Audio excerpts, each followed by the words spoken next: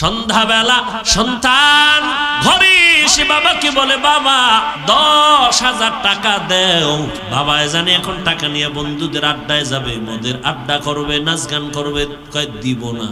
সন্তান মায়ের কয়, মা তাড়াতাড়ি দিতে কও। মা আবার কয় 1 টাকাও দিবেন না। ছেলের মেজাজ এতটাই গরম হয়ে গেছে, সামনে ছিল একটা লাঠি, একটা কাঠের একটা টুকরা, বাবার উপরে মায়ের শুরু করলো। বাবাকে এমন ভাবে প্রহার করলো, মারতে মারতে বাবা এক সময় মাটির মধ্যে গড়াগড়ি খায় আর কয়, ছেলে তোর পায়ে ধরছি, আর মারিস না, সহ্য করতে পারি না।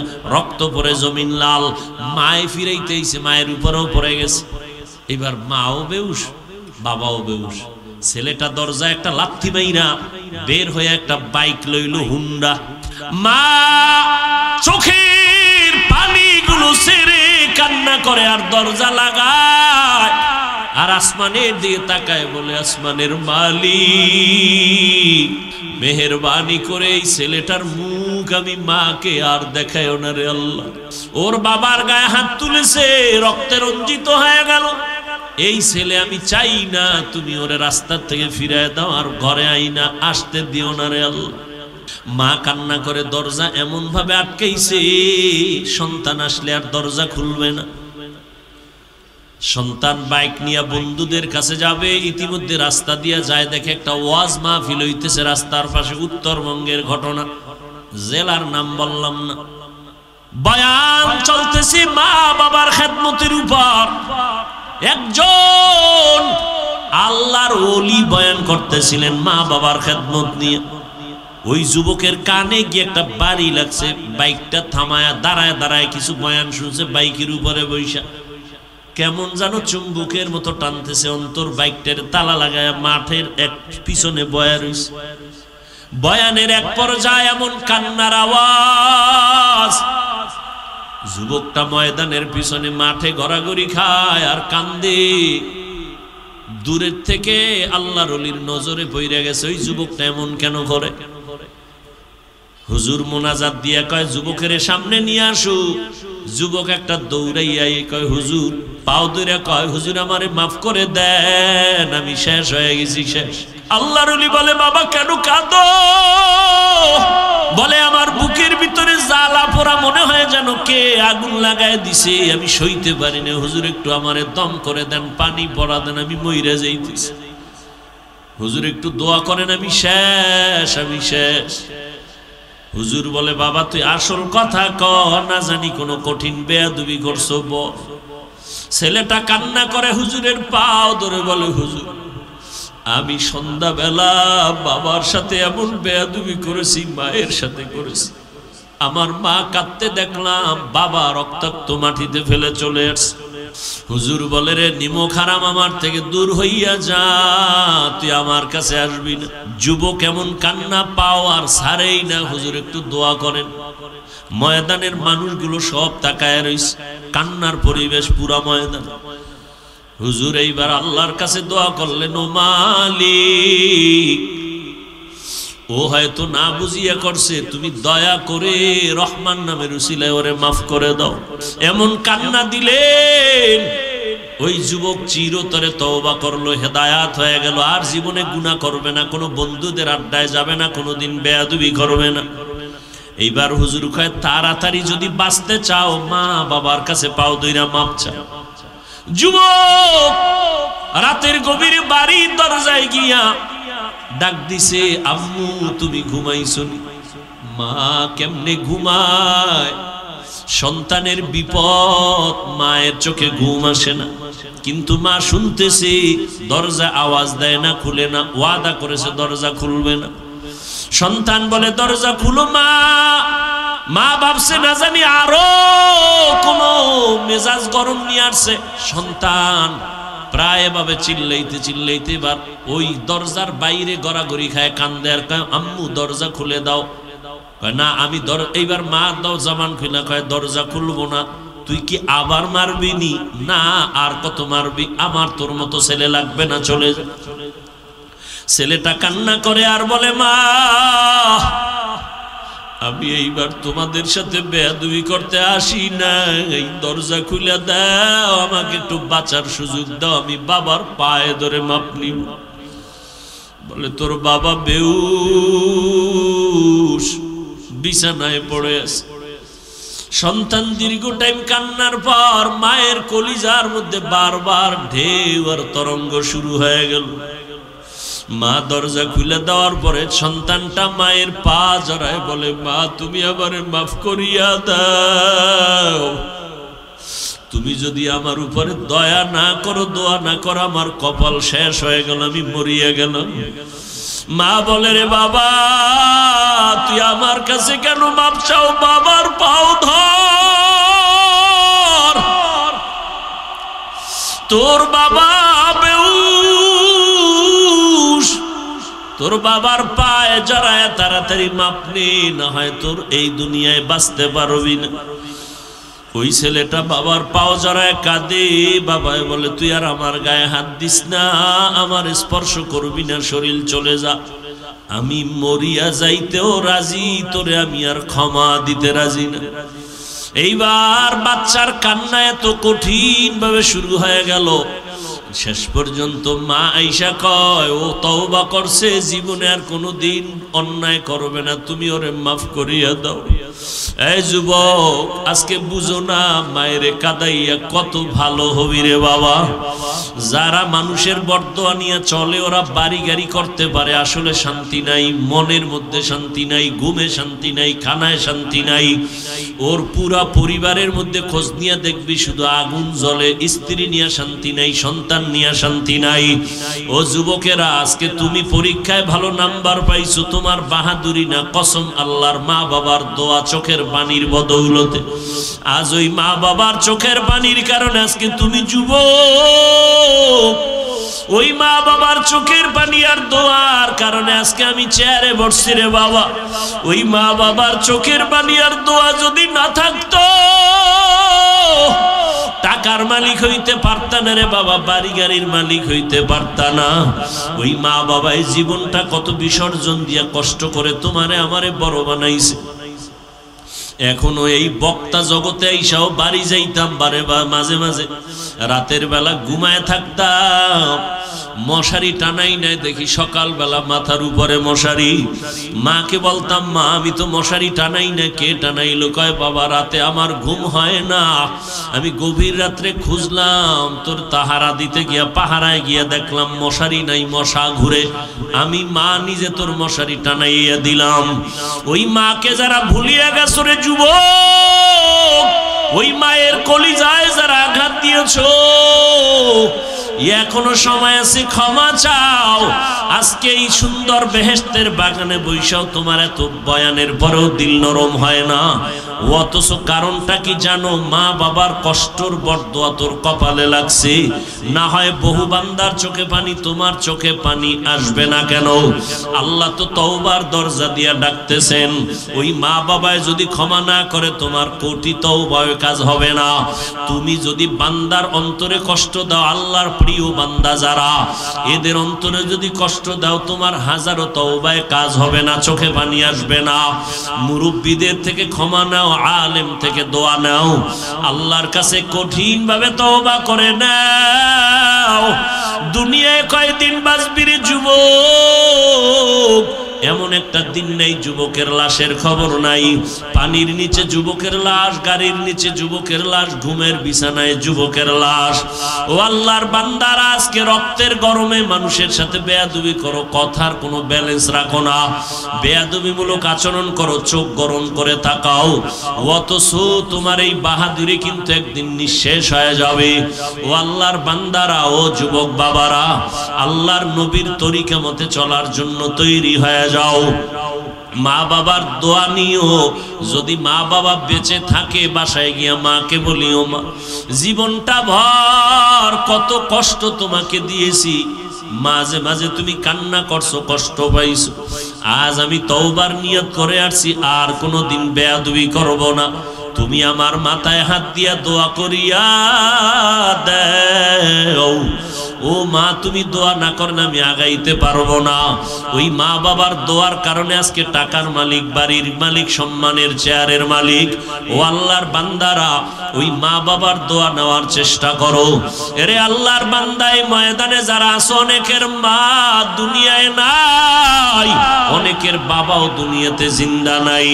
আমার মায়ার নবী দুনিয়াতে আসি একবার আব্বু বলে ডাক দিতে পারলেন না। 6 বছর বয়সে নবী মা হারা বড় অসহায়, চোখের পানি ফেলে কাঁদতেছেন।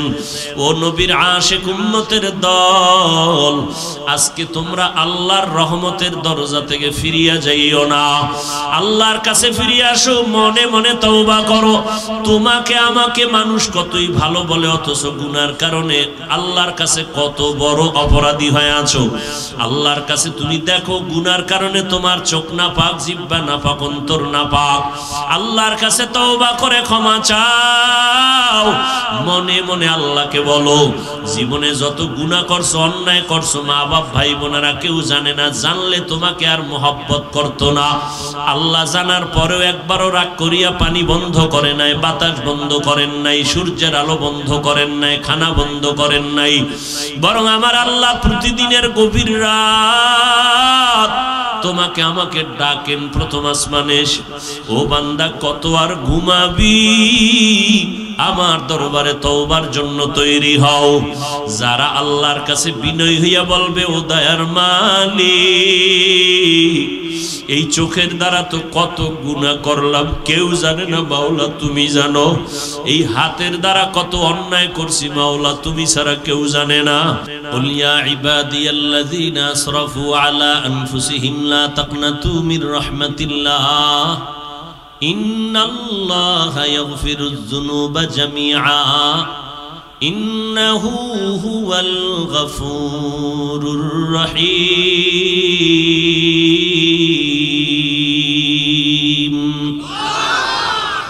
এতগুলো মানুষ এখানে আছেন, কারো আমিন কি কবুল হবে না? আমি একটা দোয়া করি, আপনারা সবাই আমিন বলবেন, মোহাব্বতে, চিল্লাইবেন না। যারা উলামায়ে কেরামের ইজ্জতকে নষ্ট করার জন্য লেখালেখি করে, ফেসবুকে, মিডিয়ায় অপপ্রচার চালায়, আল্লাহ ওদের হেদায়াত দান করুক, না হয় ধ্বংস করে দিক। আল্লাহ ওদের হেদায়াত দান করুন, না হয় ধ্বংস করে দেন। আল্লাহ ওদের কপালে হেদায়াত থাকলে হেদায়াত দেন, না থাকলে আল্লাহ কঠিনভাবে ধ্বংস করে দেন।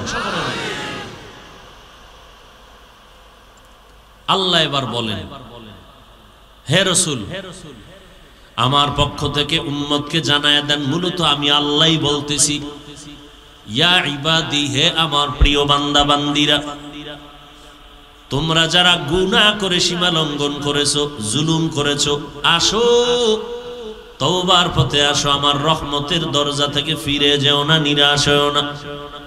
কারণ আমি আল্লাহ এত মোহাব্বত নিয়ে তোমাকে ডাকলাম, যারা যত গুনাহ করছো সব গুনাহ আমি আল্লাহ মাফ করে দিব।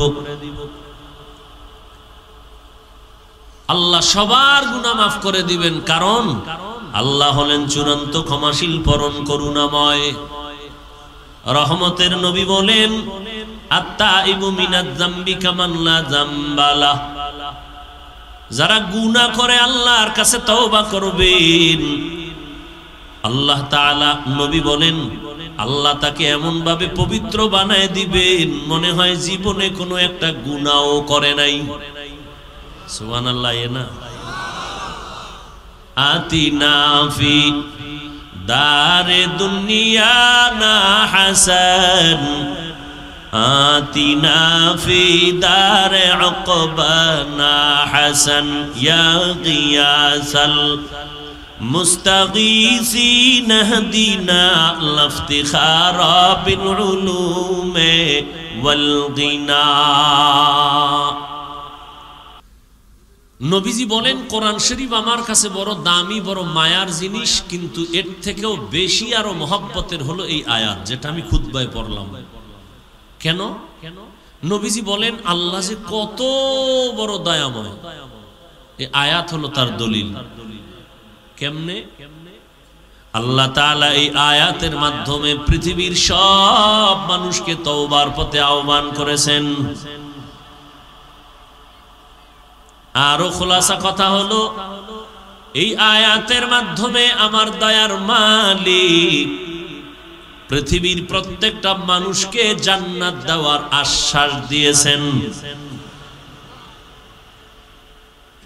এখান থেকে দুইটা পয়েন্ট আপনারা মনে রাখবেন। এক, আল্লাহ পাক রব্বুল আলামিন ঈমান ওয়ালা ব্যতীত কাউকে একটা সেকেন্ডের জন্য জান্নাত দিবেন না। জান্নাত দিবেন কাদেরকে? যাদের ঈমান আছে। নাম্বার 2, আল্লাহ পাক এক সেকেন্ডের জন্য পৃথিবী তার মোহাব্বতের কোন বান্দা বান্দিকে জাহান্নামে দিতে চান না। এক সেকেন্ডের জন্য আল্লাহর কোন বান্দা জাহান্নামে যাবে আল্লাহ এটা চান না। দলিলে আয়াত।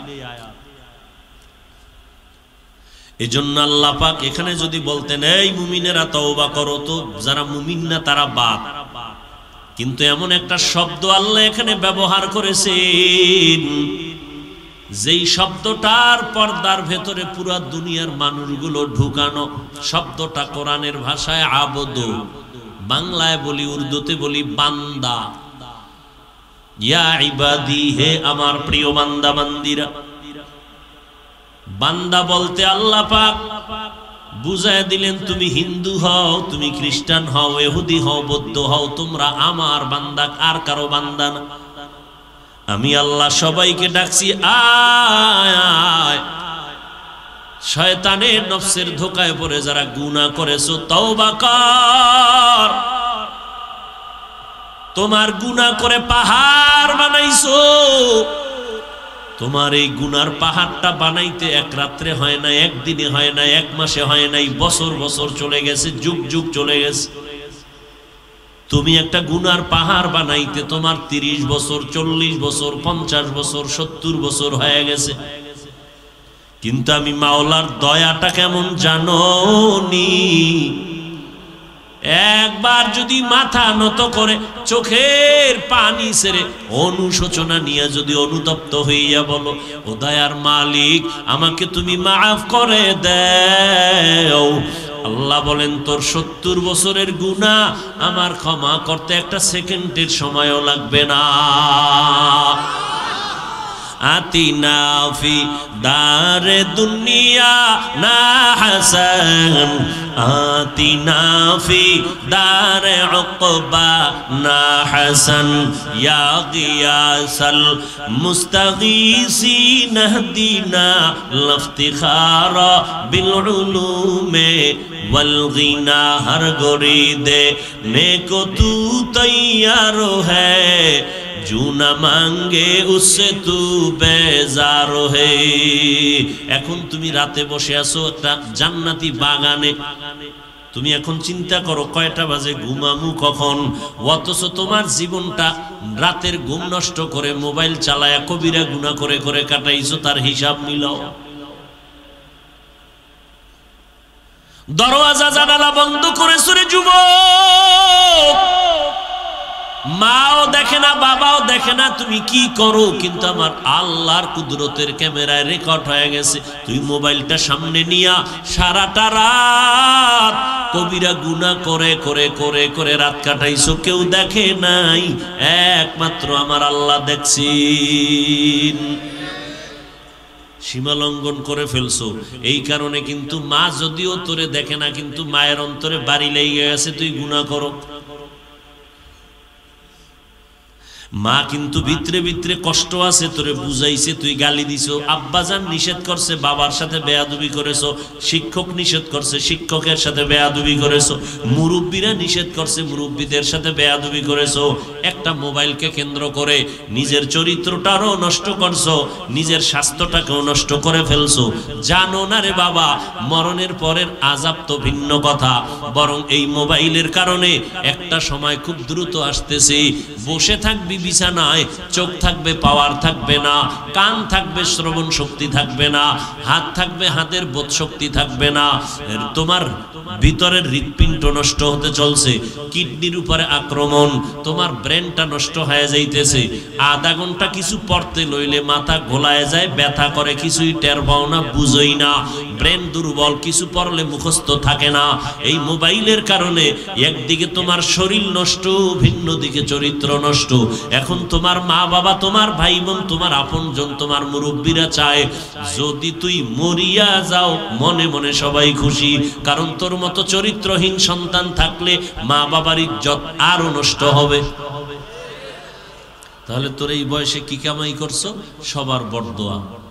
শুরুতে বলছি যা করো মানুষের বরদোয়ার কোনো কাজ করবি না। আর কার বরদোয়া কামাই করছো? যার দোয়া না পাইলে তুই জীবনে সফল হতে পারবি না, সেই মা। বয়স কত তোর? 25। যুবকদেরকে বলছি একটু বাবা রাগ কইরো না, মোহব্বত করিয়া বলতেছি, রাগ কইরো না। তোমার বয়স কত? 25, 26, 27। তোমার উচিত কি ছিল? তুমি বাসায় গিয়া দুপুর বেলা নিজে গোসল করবা, মায়ের কাপড় ধুইয়া দিবা, রাতের বেলা মায়ের ঘুমের মশারি টানায় দিবা। কিন্তু তুমি কতটাই যে খারাপ, নিজে এত বছর বয়স হইয়া নিজের প্যান্ট শার্ট গুলো ঘরে ফালায় রাখো, মাকে বানাইছো চাকরানি, মা তোর কাপড় ধুইয়া রাখবে। আর যদি কও না হুজুর আমারটা কাজের মানুষ ধোয়, তোর মতো ইতর আর কে আছে? তোর জামা কাপড় আর একটা মানুষ ধুইবে, তোর ভক্তি, তোর এই ভক্তি, তোর এই রুচি, তোর অন্তরটা এত পচা।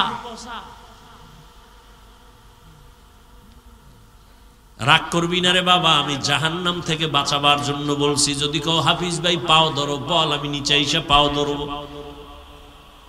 কারণ আর কয়দিন বাঁচবি রে যুবক, আমিও তোমার মতো যুবক সন্তান।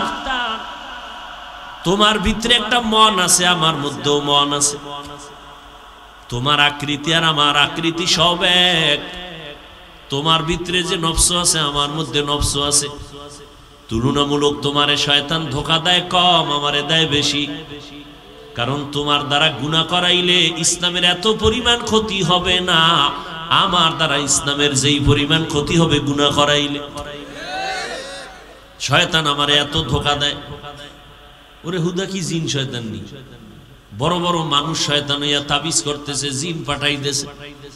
হাফিজুর রহমান এইভাবে এক নাগারে ময়দানটার মধ্যে দৌড়াইতেছে। এত বছর হয়ে গেল, যুগের উপরে চলে গেল, এরপরও এর কেউ থামাইতে পারে না, কোনো তাবিজেই তো ধরে না। কত জিন সালাম দেয়, কত কুফুরি কালাম। আমি তো জানি আকামগুলো কোন হজরতেরা করে, কোন কুতুবখানায় বইয়া, সব জানি। কিন্তু আমি যদি আল্লাহর মোহাব্বত নিয়ে চলি, ওই ক্ষতিটা তার ফ্যামিলির মধ্যে গিয়া পড়বে, আমার উপরে আসবে না, গুইরা তার ফ্যামিলিতে গিয়া পড়বে। হয়তো ওর বাচ্চা নষ্ট হয়ে যাবে, ওর বাচ্চা পঙ্গু হয়ে যাবে। আমার বরদোয়া করা লাগবে না, কারণ দুইটা অপরাধ আছে দুনিয়াতে করলে আল্লাহর রাসূল বলেন শাস্তি হবে মরার আগে। দুইটা অপরাধ। কয়টা? যুবকদেরকে বয়ান করতেছি, বুঝো বাবারা। قال النبي صلى الله عليه وآله وسلم اثنان يعجلهما الله في الدنيا البغي وعقوق الوالدين أو كما قال النبي عليه الصلاة والسلام। পয়গম্বর বলেন, ও উম্মতের দল, দুইটা অপরাধ আছে যদি দুনিয়াতে করো শাস্তি হবে মরার আগে। এক নম্বর অপরাধের নাম জুলুম। কি? দ্বিতীয় অপরাধের নাম মা বাবার সাথে বেয়াদবি। জুলুম আবার তিন প্রকার: আল্লাহর সাথে জুলুম করা, নিজের সাথে জুলুম করা, অন্যান্য মাখলুকতের সাথে জুলুম করা। ও বান্দা, ভালো করে মনে রাখবা, তওবা করলে আল্লাহ গুনাহ মাফ করবেন। 50 বছর 70 বছরের গুনাহ 1 সেকেন্ডে মাফ। তবে এই কথাটা ঘরের দরজায় লেখা রাখিও, বান্দার হক যদি নষ্ট করো, বান্দা ক্ষমা না দিলে মাওলা মা ক্ষমা দিবে না। মা বাবার সাথে বেয়াদবি করছো, মা বাবায় যদি ক্ষমা না দেয় আল্লাহ ক্ষমা দিবেন না, আল্লাহর ওয়াদা। শিক্ষকের সাথে বেয়াদবি করেছো, শিক্ষক যদি ক্ষমা না দেয় তার ইজ্জত নষ্ট করেছো, তিনি যদি ক্ষমা না দেয় আল্লাহ ক্ষমা দিবেন না, স্পষ্ট আল্লাহর ওয়াদা। বান্দার হক নষ্ট করেছো, এক আল্লাহর বান্দি, নারী না পুরুষ?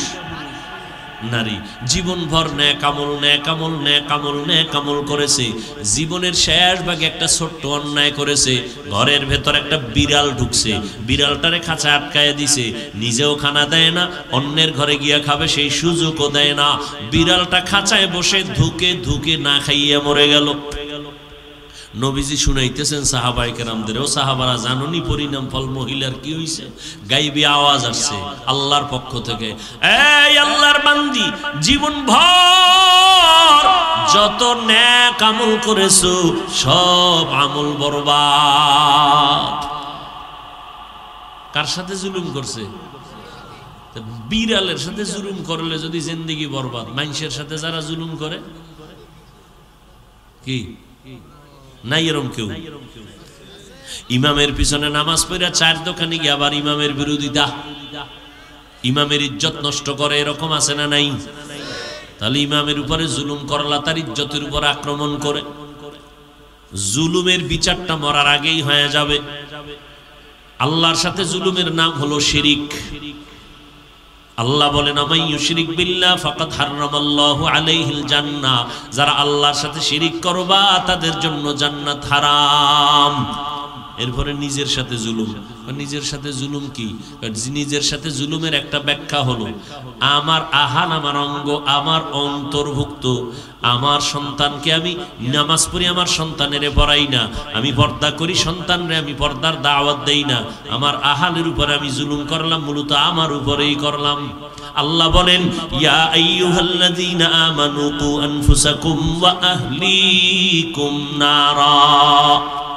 নিজের উপরে জুলুমের আরেকটা ব্যাখ্যা হলো, আল্লাহ দুইটা চক্ষু দিয়েছেন, এগুলোর ডিউটি আছে, চোখ দিয়া ডিউটি পালন করি নাই, চোখের উপরে জুলুম হয়ে গেল।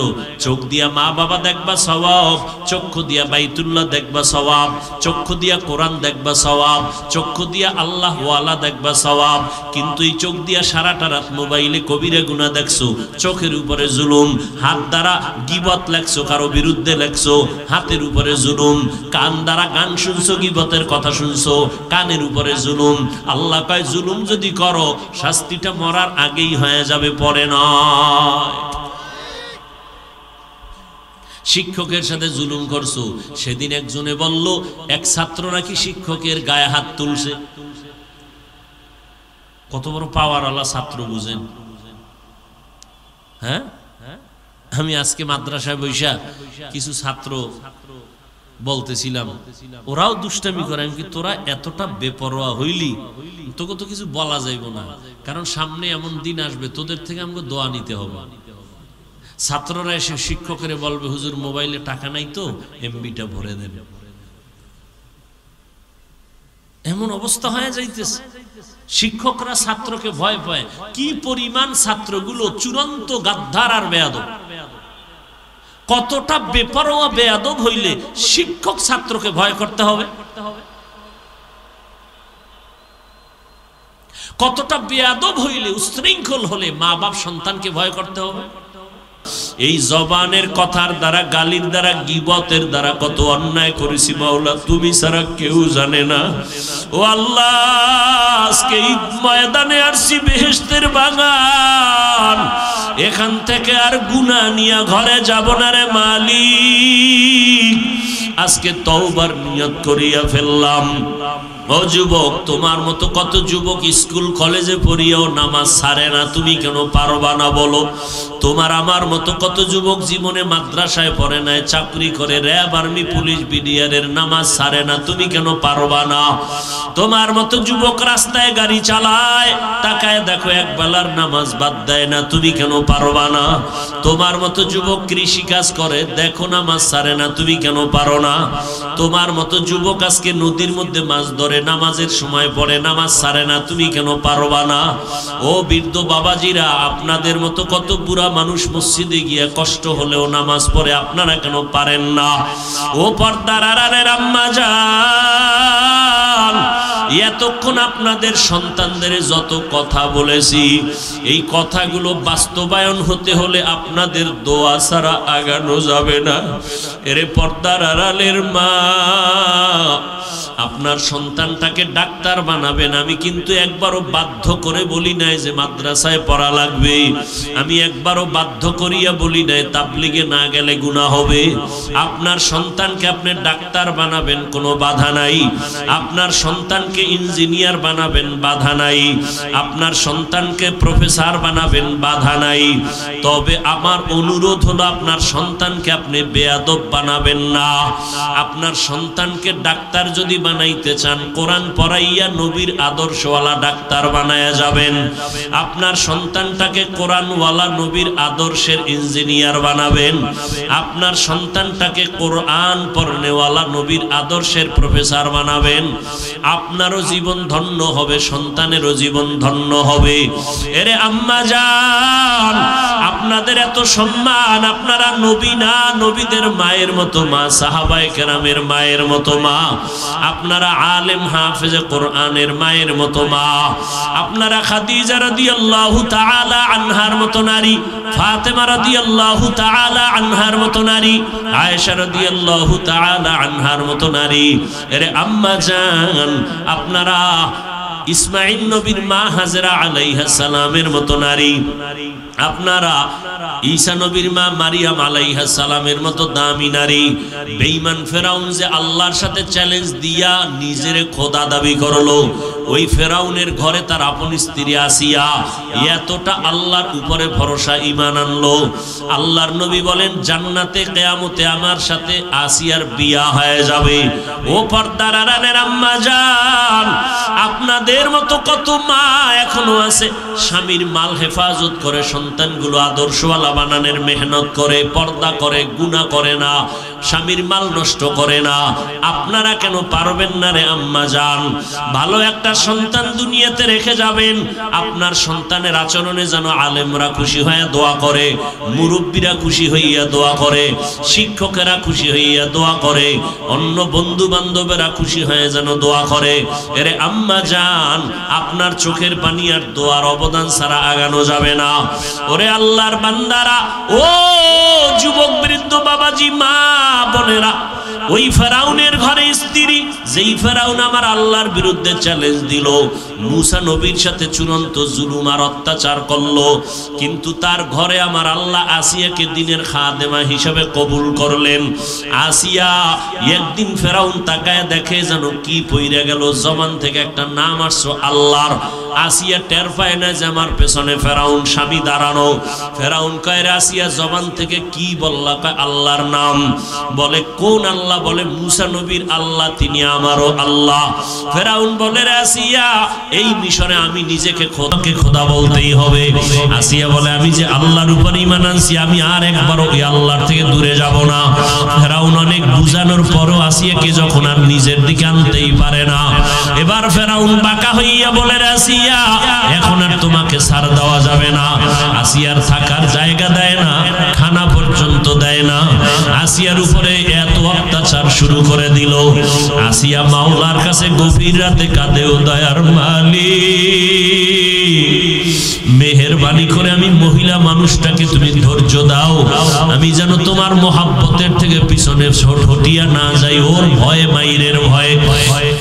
আসিয়া মাওলার কাছে কাঁদতেছেন। ফেরাউন এক পর্যায়ে অসহ্য হইয়া ঘোষণা দিয়ে দিল, আসিয়া তোমাকে অমুক দিন ফাঁসি দিব, শুলিবিদ্ধ করে মেরে ফেলবো। খবর হয়ে গেল পুরা মিশরে আসিয়ার ফাঁসি হয়ে যাবে, শুলিবিদ্ধ করবে।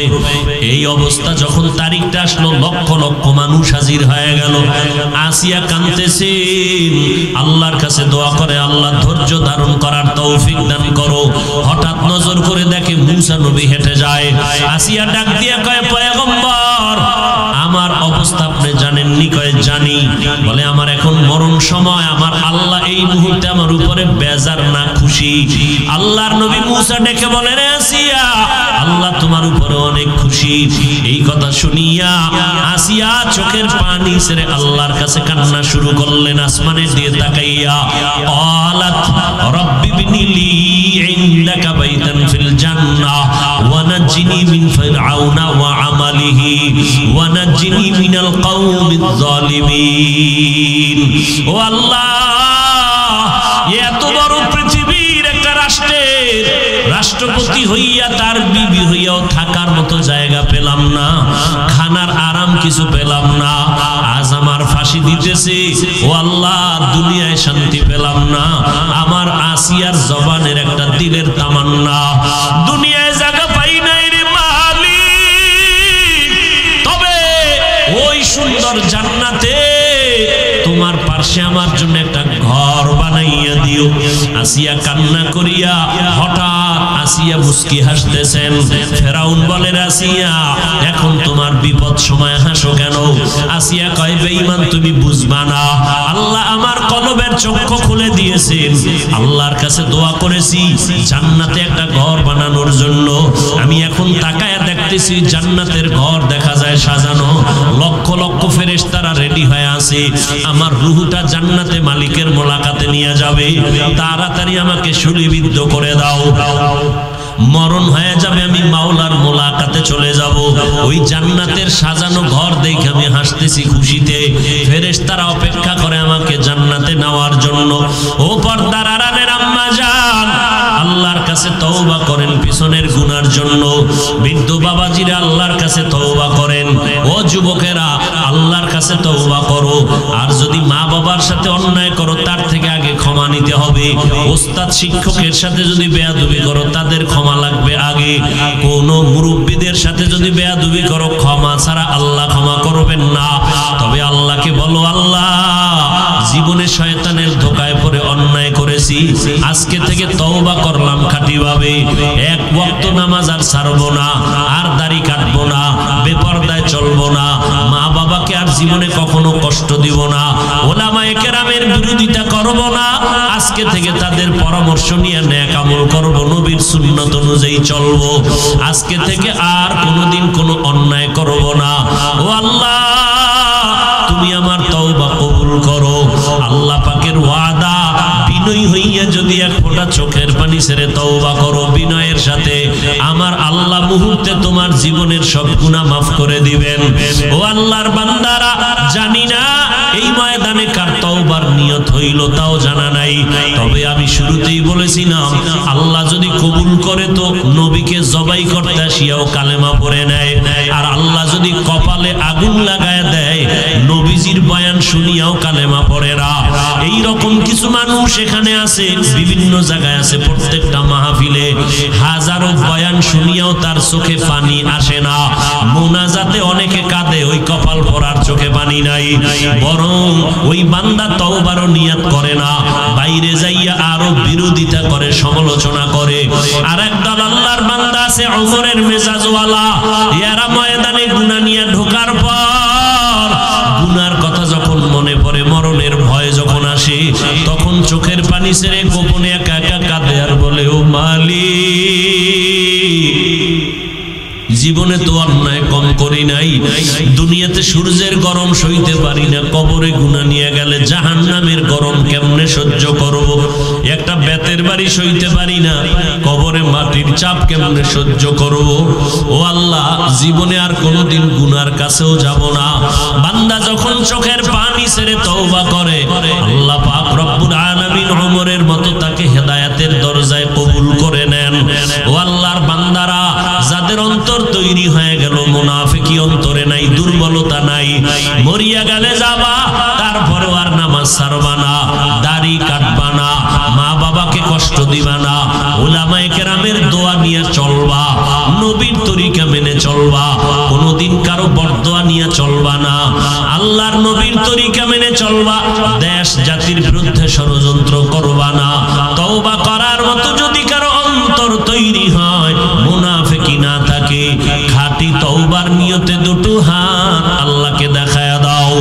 আয় আল্লাহ, হাতগুলো কবুল করে নেন, তওবা কবুল করে নেন। একজনের হাতও খালি ফিরাইয়া দিয়েন না রে আল্লাহ। আয় আল্লাহ, আমরা নফসের ধোকায় পড়ে গুনাহ করেছি, তওবার নিয়ত করেছি, আর গুনাহ করব না রে আল্লাহ। আমাদের তওবা কবুল করে নেন। মরণ পর্যন্ত তওবার উপরে মজবুত হইয়া গুনাহ মুক্ত হইয়া চলার তৌফিক দান করেন আমিন। আলহামদুলিল্লাহি রাব্বিল আলামিন ওয়াসসালাতু ওয়াসসালামু আলা সাইয়্যিদিল আমবিয়াই ওয়াল মুরসালিন ওয়া আলা আলিহি ওয়া আসহাবিহি আজমাইন ইয়া আরহামার